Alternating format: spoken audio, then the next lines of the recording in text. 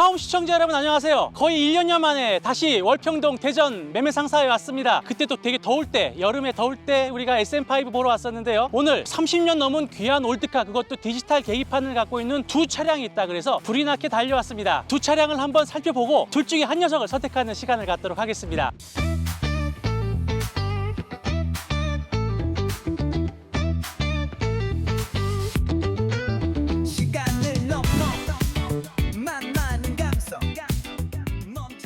올드카와 디지털 계기판 뭔가 이렇게 서로 양립하기 어려운 것 같아요. 하나는 약간 하이테크 디지털 느낌이고 하나는 굉장히 연식이 오래됐다는 느낌. 1980년대 후반 90년대 초반 개인 PC들이 이제 막 들어오면서 뭐 IBM 컴퓨터, 애플, 매킨토시 이런 것들이 막 생기면서 시대도 약간 막 디지털 그 미래의 사회 이런 식의 영화들도 많이 나오고 트렌드가 따라가던 시기였습니다. 그때 디지털 계기판 하면은 첨단 굉장히 하이테크 그런 느낌이었는데요. 어렸을 때 봤던 전격 제트 작전이라는 드라마가 있었어요. 그때 키트라고 하던 말하고 인공지능이 달려있는 그런 자동차, 뭔가 이 계기판에 바늘이 아니라 숫자가 있으면은 그런 키트 같은 느낌이 나서 86년도에 대우에서 르망이 나오면서 제 기억으로는 처음 디지털 계기판이 나왔습니다. 국민학생 시절에 있던 저희들은 그 계기판을 보면서 와, 이거는 그 키트다, 전격 제트 작전의 키트다 막 그랬던 가슴 설레었던 추억이 생각이 나요. 서서히 길어졌습니다. 두 차종을 하나하나씩 살펴보도록 하겠습니다. 먼저 보실 차량은 르망입니다.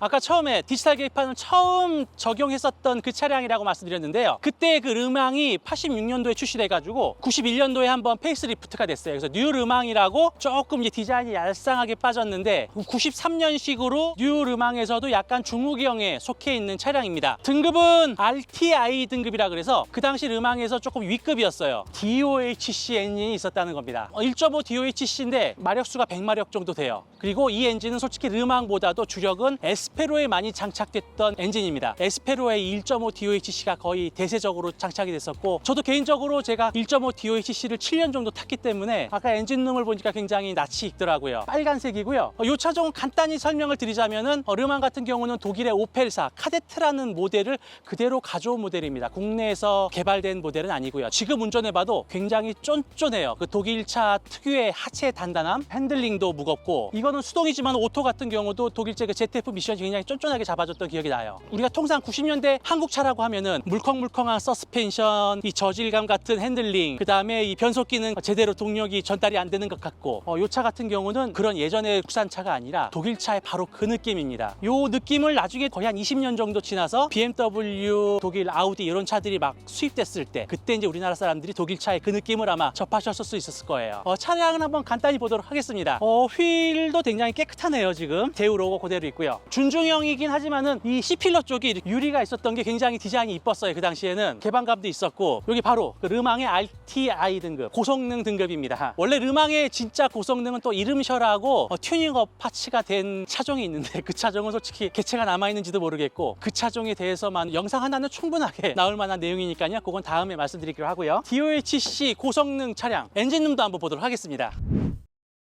조그만 차에 굉장히 큰 엔진이 들어갔어요. 그 당시에 에스페로 그 큰 차체도 엔진룸이 굉장히 가득했었거든요. 이 차는 진짜 빠듯하게 지금 요 고성능 엔진을 넣은 것 같습니다. 이 엔진 형태를 보니까 얘가 예전에 딱 에스페로 탔을 때 그 느낌을 그대로 받는 것 같아요. 사이드 스트럿바도 이렇게 했네요. 이 차체 강성도 튼튼한데도 불구하고 전주인분이 이런 거 저런 거 설치를 좀 하셨어요. 이 대우차의 가장 큰 특징 중에 하나가 에어컨 냉매 장치인 것 같은데 엄청나게 크기가 크거든요. 대우차의 큰 장점이 바로 여름철에 엄청 시원하다는 겁니다. 지금 갑자기 초여름 날씨가 돼서 굉장히 더운데 이 차 에어컨 엄청나게 빵빵해요. 지금 엄청나게 춥거든요. 대우차의 장점은 에어컨이 빵빵하다. 단점은 이제 기름을 많이 먹는다. 그런 단점이 있겠습니다. 엔진 소리 한번 들어보도록 하겠습니다.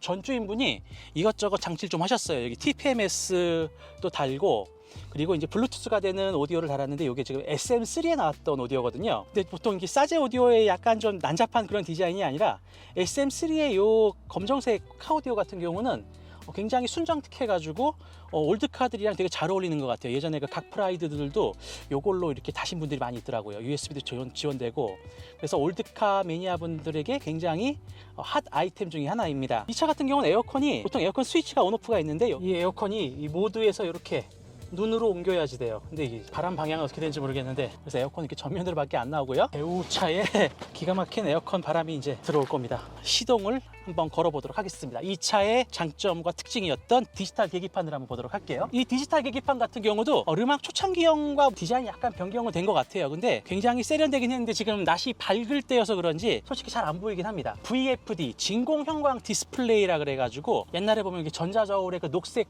숫자 같은 경우, 아니면은 옛날 택시들의 그 미터기 있죠, 금액 올라가는 거, 말도 막 달리고 있던 그런 미터기들, 형광등 같은 걸로 백라이트를 준 라이트다 보니까 시인성이 좋지는 않아요. 그리고 반응 속도도 굉장히 늦고, 그 당시엔 이게 이제 최선이었다고는 하는데, 그래도 그 당시에 이런 디지털 계기판은 첨단 기능이었고 꿈이었습니다. 근데 바늘 있는 RPM 게이지로 이제 수동 변속을 해야 되는데, 디지털 계기판과 이 수동 미션은 뭔가 또 양립하기 힘든 그거 같아요. 오토이 보통 이런 거 달지 않았나 싶기도 한데, 진짜 어렸을 때 타보고 지금 타봤는데 굉장히 좁습니다. 르망이 제가 커진 건지 작은 차는 아니어도 그래도 고급차라는 느낌이 들었는데, 지금 이 차는 경차보다 조금 큰 수준? 되게 지금 작은 것 같아요, 폭이. 그래서 여기 이제 조수석에 앉아도 지금 사람 무릎이 여기 지금 거의 닿을 정도일 것 같거든요.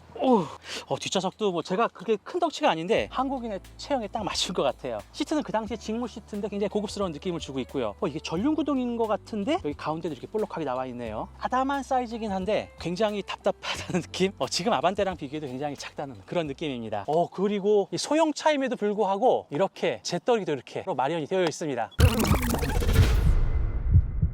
그리고 이어서 보실 차종은 바로 소나타입니다. 이 소나타 1이라고 통칭 불렀던 건데, 이 소나타 같은 경우는 처음에 스텔라 고급형은 소나타라고 한 적이 있어가지고 세대로 따지면 소나타 2세대라고 하는데, 모델은 소나타 1이에요. 뭔가 이때부터 족보가 좀 꼬이기 시작하죠. 그리고 원래는 소나타였다가 개나 소나타인다고 막 그래가지고 소나타로 바뀌었습니다. 얼핏 앞에서만 봤을 때도 크게 차이가 엄청나게 날 거예요. 이 차 같은 경우는 스텔라가 대우의 로얄 시리즈에 비해서 굉장히 차가 작고 실내가 좁다는 그런 혹평과 비판을 받다 보니까 현대에서 작정하고 차체를 키운 차종입니다. 이 차종의 플랫폼은 갓그랜저의 플랫폼이에요. 갓그랜저 차대를 들여가지고 중형차를 만들다 보니까 거대합니다. 지금 앞모습도 지금 폭이 굉장히 차이가 나고요. 르망에 비해서 길이는 한 17cm 정도, 폭은 한 10cm, 높이는 한 5cm 정도 차이가 나요. 무게는 한 300kg 정도 차이가 나고 완전히 체급이 다른 차종입니다. 폭이 10cm가 넓다는 거는 나중에 들어가 보시면 느낌이 확 와닿으실 거예요. 이 초창기형은 약간 얄쌍하게 생겼었는데 후기형이 되면서 굉장히 도톰해졌습니다. 라이트도 좀 더 커지고요. 그리고 90년대 특유의 그 바람개비 느낌의 현대차 휠이 있고요. 본의 아니게 색상이 참 둘 다 흰색, 검정, 회색 이렇게 무채색들이 많던 시기에 약간 유채색, 자주색과 빨간색인 게 또 특징이기도 해요. 이게 수출 차종이 이런 색깔이 많았는데, 그리고 저번에도 말씀드렸는데 이 90년대 특유의 금속 덩어리 크롬 도어 캐치 아직은 안 뜨거운데 저쪽은 햇빛 받아서 좀 뜨거울 것 같아요. 갓그랜저도 그렇고 이 휠 베이스가 이렇게 동그랗게 파졌어야 됐는데 끝을 약간 이렇게 평평하게 잘랐거든요. 이 느낌이 그 당시에는 그렇게 멋있을 수가 없었어요. 뭔가 이렇게 직선으로 위에를 잘랐던 게. 뒷모습은 이제 깜빡이를 엄청나게 키웠습니다. 스톱등과 깜빡이가 거의 뭐 번호판 외에 모든 공간을 다 차지하고 있고요. GLSI, 이게 이제 아마 소나타의 조금 고급형 같아요. 엔진룸을 한번 보도록 하겠습니다. 이 당시만 해도 미쓰비시 엔진이었어요. 시리우스 엔진 2.0 엔진을 그대로 두었는데 굉장히 여유롭습니다. 아까 르망 같은 경우는 굉장히 가득 찼었는데 여기 막 손을 여러 개 집어넣어도 될 만큼 굉장히 좀 공간이 여유가 있어요. 그 당시에 이제 카브레타 초기 엔진에서 멀티 인젝션이라 그래가지고 이제 컴퓨터 분사 엔진 이런 식으로 이제 약간 연료 분사 방식이 바뀌었는데 110마력 2000cc 정도에도 그 당시에 그냥 표준적인 마력이었거든요, 출력이. 근데 저 아까 르망 같은 경우가 DOECC로 고성능을 내다 보니까 마력수는 지금 둘이 거의 차이가 없습니다. 지금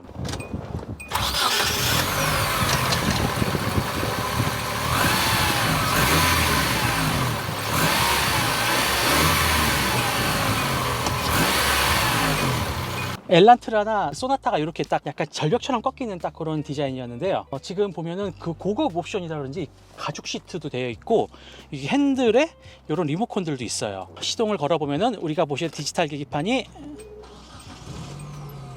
그 당시에 지금 디지털 계기판이 나름 최첨단처럼 보이긴 하는데 뭔가 저 대우차에 비해서 그 짜임새가 좀 없고 너무 좀 성의 없다 그러나 디자인이 현대가 계기판에 디자인에 그렇게 신경을 안 쓰시는 것 같아요. 그래서 여기 옛날 이퀄라이저들도 이렇게 있네요. 재떨이도 있고 수동입니다. 최근에 나온 신형 그랜저 같은 경우도 다 LCD 계기판으로 나눴는데 그 안에 있는 그 계기판 그 디자인들이 굉장히 좀 성의 없다고 비판을 받았던 적이 있죠. 근데 지금도 디지털 계기판을 적용했던 포텐샤라든지 세피아, 그 다음에 현대 현대는 엘란트라랑 이게 소나타가 있는데 다른 기아나 대우차에 비해서 직관적이라 그래야 되나? 잘 돼가지고 잘랐다는 그런 좀 느낌이 들고요. 이 당시에 대우차 같은 경우도 르망서부터 또 프린스, 로얄 살롱, 임페리얼까지 고급차까지 이제 고급 모델에서 디지털 계기판을 옵션으로 놓고 기아도 세피아서부터 포텐샤 엔터프라이즈까지 디지털 계기판을 적용을 했어요. 그래서 저번에 포텐샤 영상에서도 왜 초기형 3.0에 디지털 계기판 길쭉한 거 그 차를 왜 안 가져왔냐고 또 이렇게 막 말씀하셨던 분들이 계신데, 근데 현대 같은 경우는 중형, 준중형에만 놓고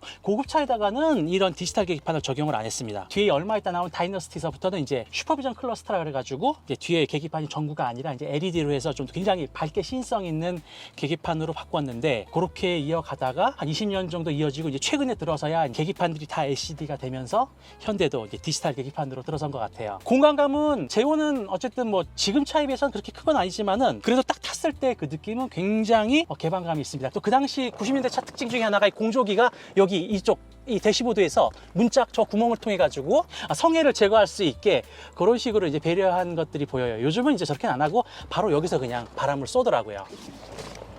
오, 넓어요. 진짜 넓어요. 지금 보시죠. 지금 이게 저희 고모부께서 스텔라를 타시다가 이 차로 바꿨어요. 제가 초등학교 때니까 요만한 이제 아이 때, 초등학교 저학년 때 스텔라 뒤에서 막 놀다가 이제 갑자기 이 소나타로 바꾸셔도 됐는데 엄청나게 광활했던 충격이 납니다. 뒷좌석 쪽이. 그리고 이 턱이 굉장히 낮아져 가지고, 스텔라는 후륜구동이다 보니까 이 턱이 굉장히 높았거든요. 샤프트까지 나가야 되니까. 전륜구동으로 바뀌면서 굉장히 이 턱이 낮아져 가지고서 발 쪽의 공간감도 굉장히 넓었던 기억이 나요. 근데 지금은 전기차가 되면서 전기차들은 아예 여기가 이제 평평하게 돼버렸죠. 지금 좀 오히려 이렇게 예전 차처럼 가운데 돌출도 있는 게 오히려 더 안정감을 주는 것 같다는 느낌도 드는데, 고급차 하면은 대우 로얄 시리즈만 주로 타다 보니까 뒷좌석이 이렇게 분리되는 곳이 없고 양쪽을 가로지르는 38선이 사라졌다는 게 굉장하고 신선한 충격이었습니다. 한번 몰아보도록 하겠습니다. 야, 진짜 아담하네, 이 차. 엔진이 이렇게 훅훅 올라가는 엔진도 아니고, 이 기아도 아마 그 롱스트로크로 알고 있어요. 그래서 시내에서 잘 안 나가는데 고속도로에서는 쫙 깔리는 느낌이 있다. 예전부터 그 고속도로에서 좀 기가 막힌 차로 인식이 됐던 차입니다. 후진하려면은 이렇게 기아봉을 위로 올려야지 되고요. 그 당시 대우차 특유의 이거 후진을 못 넣어가지고서 당황했던 분들 되게 많죠. 올리고, 예. 분명히 엔진 소음 진동이 있는데 그 진동이 굉장히 기분 나쁜 진동은 아니에요. 뭔가 이렇게 묵직한 진동, 그냥 기분 좋은 진동인데 기름을 많이 먹을 것 같은 그런 진동입니다. 현대차와의 느낌을 통해서 무겁다는 느낌, 가볍고 작은 차인데도 불구하고 굉장히 무겁다는 느낌. 그 대신 핸들링과 하체는 단단하다는 느낌. 예, 그런 특징을 가지고 있는 차예요. 예, 독일 감성을 느낄 수 있었던 흔치 않는 차종이었습니다. 이 차 지금 에어컨이 안 나와요. 에어컨이 안 나와요 지금. 지금 딜러분께서 가스 넣어준다고 하니까 파워가 부족한 건 모르겠어요. 300kg가 차가 아까 르망보다는 무거웠는데 그래도 뭐 파워는 어차피 당시에 1.8로도 잘 움직였던 때고, 또 스틱이다 보니까 파워에 부족한 그런 거 못 느끼겠는데, 그렇다고 뭐 잘 나가는 그런 건 아닙니다. 지금 핸들링이랑 이 서스펜션이 쫙 그 물컹물컹한 옛날 현대의 그 느낌이에요. 그 현대차 특유의 그 느낌. 근데 보드랍긴 한데 뭔가 이게 주행 감성이랑은 거리가 먼 그런 겁니다. 근데 대낮에 지금 거의 안 보이네요. 지금 디지털 계기판이 좀 짜증날 것 같아요 이거. 영상 앞부분에 말씀드린 대로 디지털 계기판이라는 것이 80년대 후반, 90년대 초반 잠깐 국산차의 유행처럼 흘렀다가 또 소리 소문 없이 사라지고 맙니다. 공룡이 갑자기 멸종한 것처럼 그 당시에 내구성도 좀 안 좋아서 수리도 많이 해야 됐고, 또 수리비도 굉장히 비쌌고요. 그리고 낮에 잘 안 보인다는 거, 시인성이 좀 안 좋다는 거, 변동폭이 실시간으로 빠르지가 못해서 렉서스 같은 데서는 엔진의 변화를 그대로 못한다 그래가지고 말이 많았어요. 르망 속도계 같은 경우도 바로바로 속도가 실시간으로 전달이 안 된다 그래서 운전자분들의 불만이 굉장히 많았던 것 같습니다. 새 시대의 한 도전이었고 시도였는데, 그렇게 묻혔다가 한동안 다시 원래대로 바늘 계기판이 들어섰다가 2020년도가 들어서면서 전기차 시대가 도래하고 이제 자율주행이 되네 하면서 디지털 계기판으로 이제 바뀌는 시대가 됐습니다. 테슬라 같은 경우는 아예 뭐 계기판이 없고 화면 구석에다가 숫자 조그맣게 속도계만 넣고 자율주행 다 하는데 니네들이 뭐 속도가 알 필요가 있어, 막 이런 식인데, 아무튼 시대가 그렇게 변하면서도 그 가운데서 이런 시도를 했던 90년대 80년대 후반에 차가 있었다는 거를 굉장히 의미 있게 생각을 하면서, 그 당시에 이렇게 튀는 색깔, 자주색 빨간색으로 출고하셨던 전주인분들을 생각하면서 둘 중에 한 대를 골라야 되는데, 중고 가격은 이 르망이 조금 더 비싸요. 요거보다 소나타보다는 조금 상태가 좋다 보니까 한 30년 만에 타봤더니 르망이 이렇게 작은 차인 줄 몰랐어요. 고민을 했는데 아무래도 이번에 선택은 이 소나타가 돼야 될 것 같습니다. 튼튼 모터스 사장님한테 죄송하다는 말씀을 드리고 이 영상을 마치도록 하겠습니다. 이제까지 시청해 주셔서 감사합니다. 이 르망 괜찮은 매물인데 아무래도 작아요. 너무 작아서 튼튼 모터스 사장님한테 너무 죄송하지만은 양해를 드리고 가야 될 것 같습니다. 여기 튼튼 모터스 왔는데 역시 이 전국의 SM5 매물들은 여기 다 갖고 계신 것 같아요. 한 대, 두 대. 어우, 여기 뭐 SM5들이 엄청 많네요. 사장님, 르망은 제가 잘 봤습니다. 너무 좋은 차인데 네네. 이게 또 이게 소나타 타다 보니까 너무 작네요. 또 여기 르망이. 그래서 이 르망은 제가 눈물을 머금고 네. 예, 소나타를 가져가야 될 것 같아요.